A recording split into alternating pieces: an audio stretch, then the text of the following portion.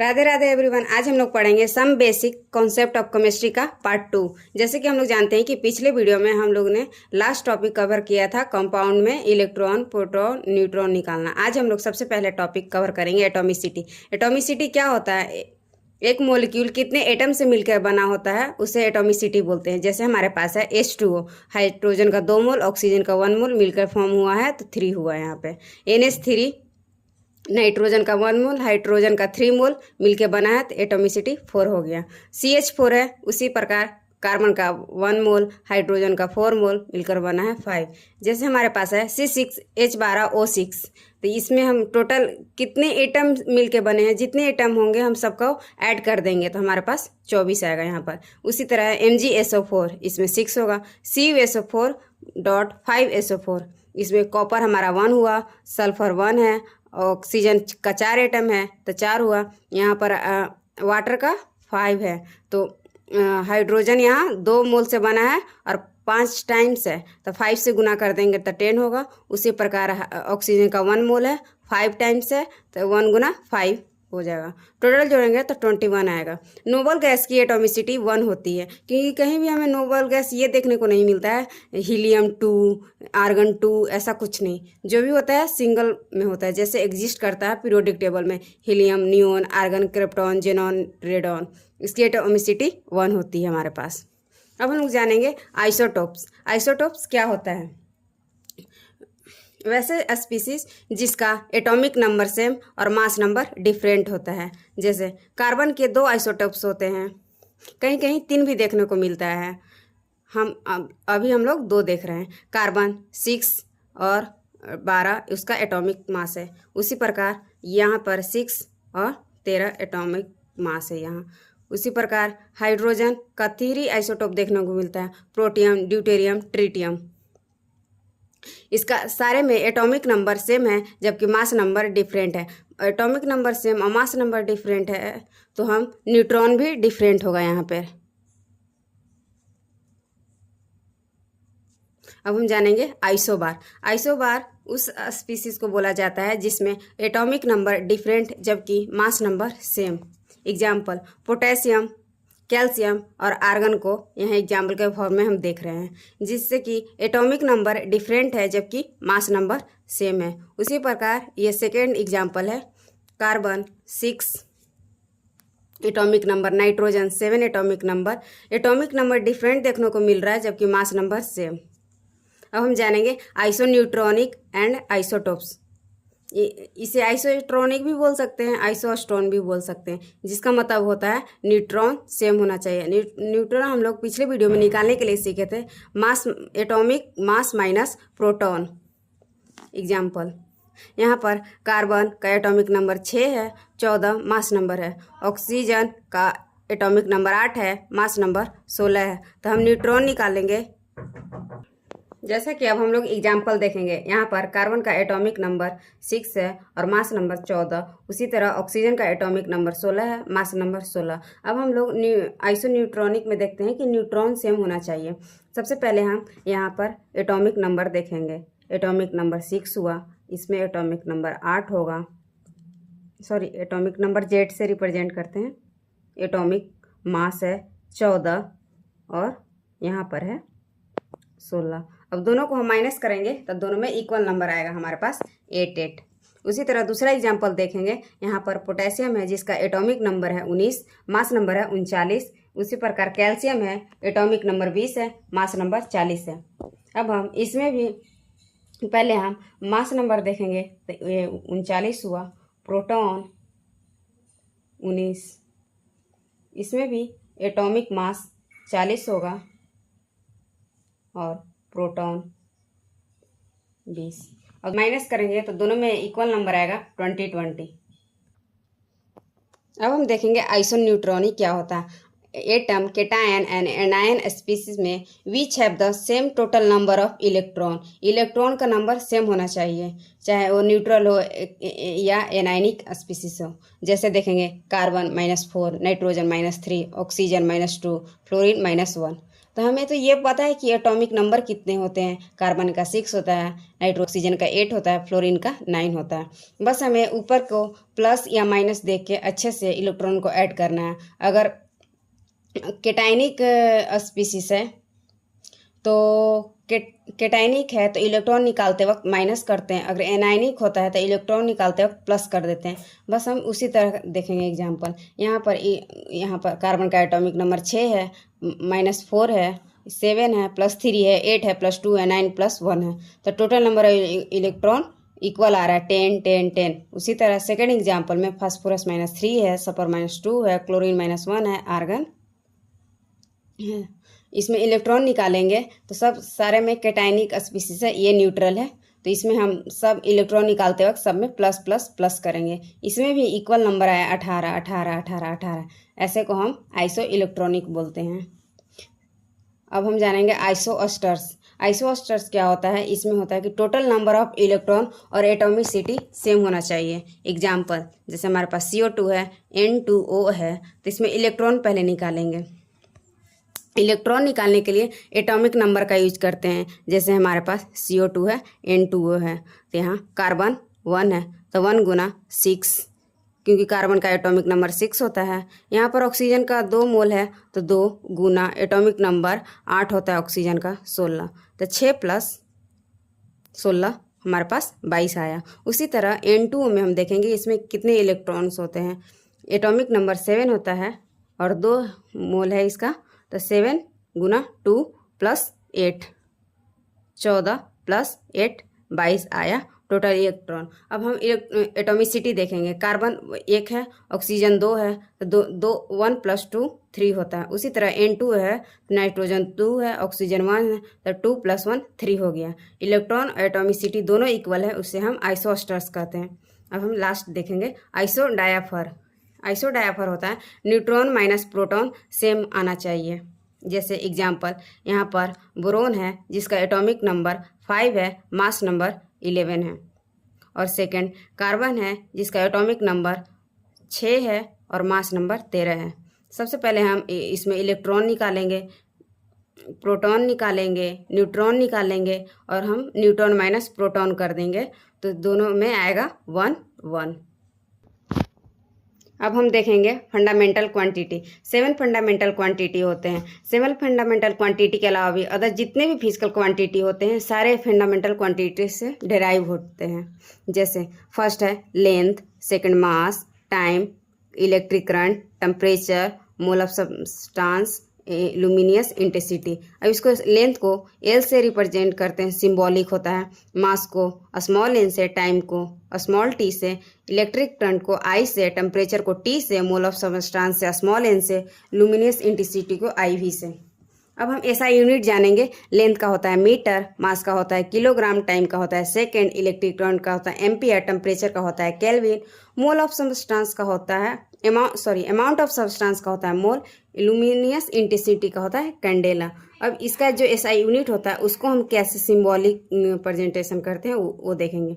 Metre को small m से, kilogram को kg से, सेकेंड को s से, एम्पियर को a से, केल्विन को k से, और मोल को मोल से, कैंडेला को CD से। अब हम थोड़ा सा यूनिट कन्वर्जन की तरफ चलेंगे। जैसे को डेसी को 10⁻⁻1 लिखते हैं, सेंटी को 10⁻⁻2 मीटर, मिली को 10⁻⁻3 metre, micro 10⁻⁻6 metre, nano 10⁻⁻9 metre, pico 10⁻⁻12 metre, femto 10⁻⁻15 metre. जैसे 1 एंगस्ट्रॉम बराबर 10⁻⁻10 मीटर होता है। जैसे माइक्रो 10⁻6 मीटर होता है, उसी तरह मेगा 10⁻6 मीटर होता है। जैसे नैनो 10⁻⁻9 होता है, उसी तरह गीगा 10⁻9 मीटर होता है। अब हम टेम्परेचर की ओर चलेंगे। टेम्परेचर को T से सिंबॉलिक इसको किया जाता है।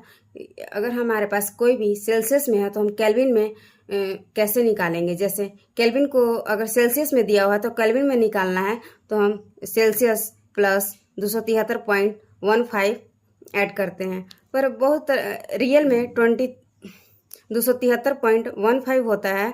बाकी हम जब ऐड करते हैं तो पॉइंट को उतना नहीं देखते हैं, 273 ही ऐड करते हैं। जैसे रूम टेम्परेचर हमारा 25 डिग्री सेल्सियस होता है, अब हमको केल्विन में निकालना है तो 25 प्लस 273 करेंगे तो 298 केल्विन आएगा। अब हम अगर सेल्सियस में दिया हमको फ़ारेनहाइट में निकालना है तो हम कैसे निकालेंगे, जस्ट एग्जांपल, उसका सूत्र होता है, पहले जानेंगे C/5 बराबर F माइनस 32/9। अब हम एग्जांपल से जानेंगे कि सेल्सियस को फ़ारेनहाइट में कैसे चेंज करेंगे। जैसे हमारे पास 40 डिग्री सेल्सियस है, इसको फ़ारेनहाइट में निकालना है, कैसे निकालेंगे। पहले सूत्र को लिखेंगे C/5 बराबर F माइनस 32/9। सेल्सियस को सेल्सियस की जगह पर लिखेंगे 40/5 बराबर F माइनस 32/9।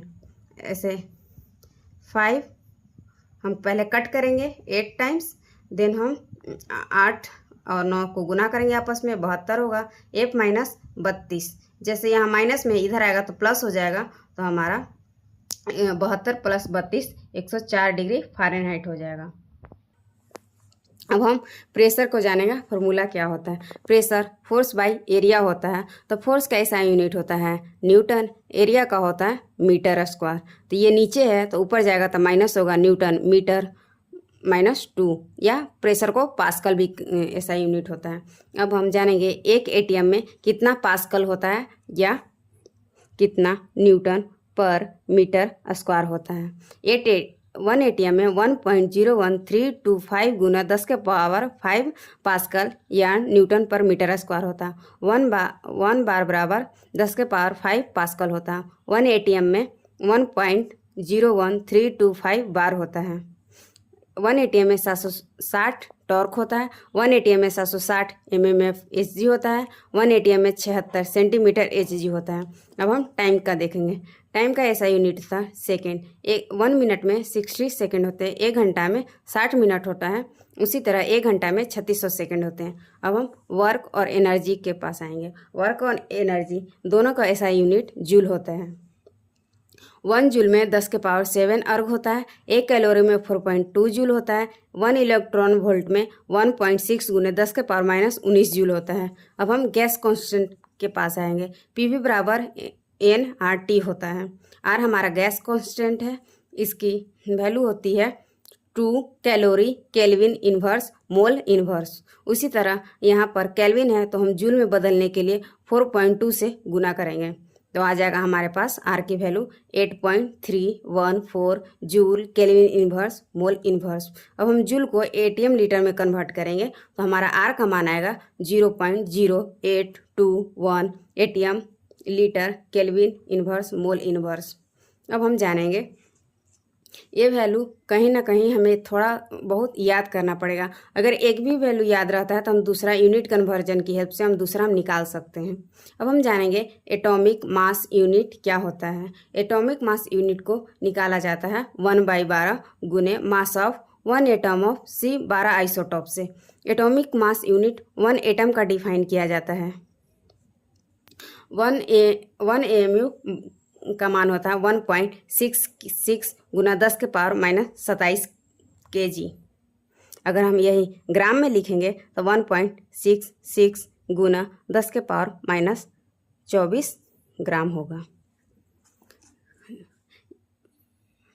1 AMU बराबर होता है मास ऑफ प्रोटॉन बराबर मास ऑफ न्यूट्रॉन।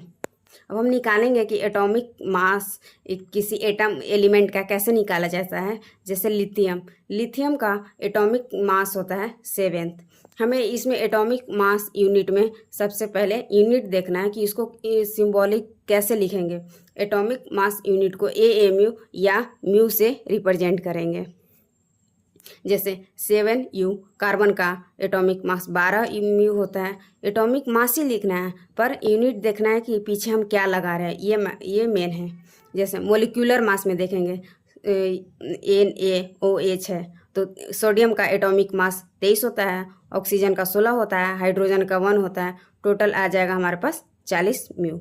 जैसे NH3 नाइट्रोजन का 14 होता है, हाइड्रोजन का 1 होता है, पर ये 3 टाइम्स है तो 1 गुना 3 कर देंगे तो हमारे पास आ जाएगा 17।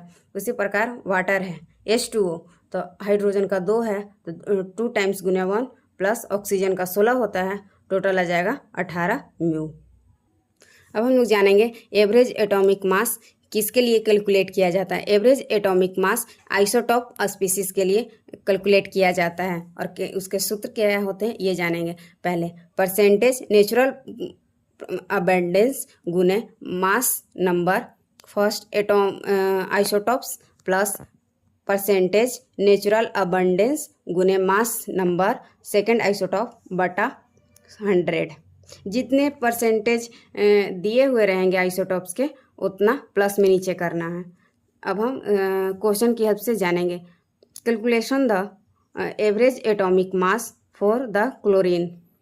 यहाँ पर क्लोरीन का 2 आइसोटॉप्स दिया हुआ है, जिसका एक है का एटॉमिक मास 35 है, एक का 37 है। जिसका एटॉमिक मास 35 है उस 75% नेचुरली अबंडेंस है। उसी तरह जिसका एटॉमिक नंबर 37 है उसका 25% अबंडेंस है। अब हम सूत्र अप्लाई करेंगे। नेचुरल परसेंटेज 75 गुना मास 35 है प्लस अबंडेंस 25 है गुना एटॉमिक मास 37 है बटा 75 प्लस 25 100। अब हम कैलकुलेट करेंगे तो ये हमारे पास आएगा 35 50 बटे 100। अब हम 1 0 से 1 0 कैंसिल करेंगे तो हमारे पास आएगा 35.5 म्यू। अब हम परसेंटेज कॉम्बिनेशन या मास एनी एलिमेंट का कैसे निकालना सीखेंगे। कोई कंपाउंड दिया हुआ उसमें हमको मास परसेंटेज निकालना है किसी एलिमेंट का सिंगल, तो हम कैसे निकालेंगे। उसके लिए सूत्र होता है mass percentage of any element, mass number Guna number of atom या एटॉमिसिटी उस एटम का कितना है कंपाउंड में बटे मोलिकुलर मास गुने 100। जैसे हम जानेंगे calculate mass percentage of hydrogen oxygen atom in water molecule. Water को हम H2O लिखते हैं। सबसे पहले हम इसका मोलिकुलर मास निकालेंगे। जैसे हाइड्रोजन का एटॉमिक नंबर 1 होता है, ये 2 है तो 2 टाइम्स गुना 1 प्लस ऑक्सीजन का 16 होता है, हमारे पास 18 आ गया। हम मास परसेंट ऑफ हाइड्रोजन निकालेंगे। इसमें हाइड्रोजन का एटॉमिसिटी 2 है, इसका मास नंबर 1 होता है हाइड्रोजन का बटे मोलिकुलर मास 18 गुना 100, तो हमारे पास आ जाएगा 100/9%। अब हम उसी तरह मास परसेंटेज ऑफ ऑक्सीजन निकालेंगे वाटर मोलिक्यूल में, तो हम लिखेंगे ऑक्सीजन का एटॉमिसिटी 1 है हाइड्रोजन में ऑक्सीजन का गुना ऑक्सीजन का एटॉमिक मास नंबर कितना होता है 16 गुना 100 बटा मोलिकुलर मास 18।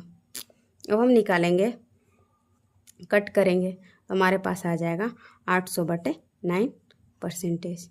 Thank you.